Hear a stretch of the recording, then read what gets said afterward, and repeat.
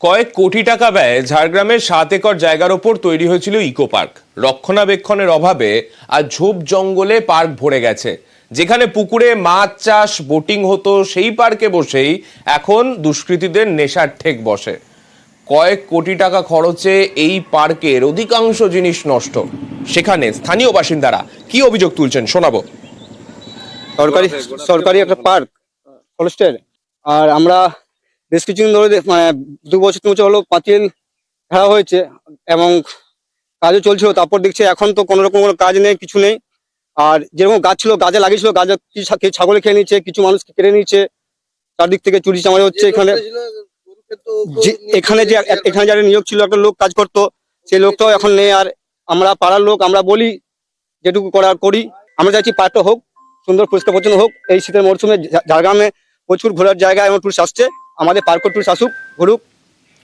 আমাদের প্রতিনিধি রাজু রয়েছেন আমাদের সঙ্গে। রাজুর কাছ থেকে একটু জানতে চাইবো, রাজু, এই ইকো পার্ক দেখাশোনার দায়িত্ব কোন দপ্তরের আন্ডারে, এবং এই গোটা বিষয় নিয়ে প্রশাসনিক তরফে ঠিক কি জানানো হচ্ছে? দেখো, সামনে প্রথমত বলে রাখি যে এটা 4 বছর আগে গড়া হয়েছিল এবং তারপরেই আবার পরিচর্যা না করার জন্য নষ্ট হয়েছে।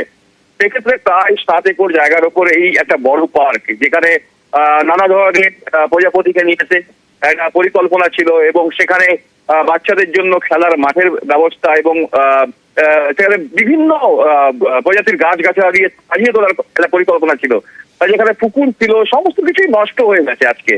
আর এই বিষয় নিয়ে ঝাড়গ্রামের বন বিভাগের যে ডিএফও রয়েছেন, তার সাথে যখন কথা বলি তিনি তা জানিয়েছেন এটা তো আগে হয়েছিল এবং কেন এইভাবে নষ্ট হয়েছে সেই বিষয়ে যেমন তিনি তার উপরে যে আধিকারিক রয়েছেন তার কাছে তিনি জানিয়েছেন এবং তারপরেই এই পার্ককে আবার নতুন করে সাজিয়ে তোলার জন্য ব্যবস্থাও নেওয়া হচ্ছে, এমনটাই জানানো হচ্ছে বন দপ্তরের তরফ থেকে।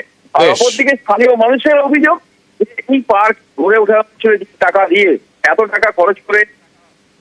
বেশ, আমরা সেই বক্তব্য শুনলাম। অনেক ধন্যবাদ তোমায় রাজু। পার্ক নিয়ে একটু চিন্তা ভাবনা চলছে, তো মোস্ট প্রবলি আমি একটা ডিপিআর তৈরি করে একটু পাঠাবো প্রপোজাল জন্য। আমি চেষ্টা করব কি পার্ককে যদি অ্যাক্টিভেট করা যায় ঝাড়গ্রাম পাবলিক জন্য। ওটা বন্ধ নেই, তো ওটা একটা গেট দেওয়া আছে আগে, মতলব অনেক বছর আগে ওখানে কিছু পরিকল্পনা ছিল কিন্তু কন্টিনিউড নেই, তো ওটাকে একটু কন্টিনিউ করা যাক।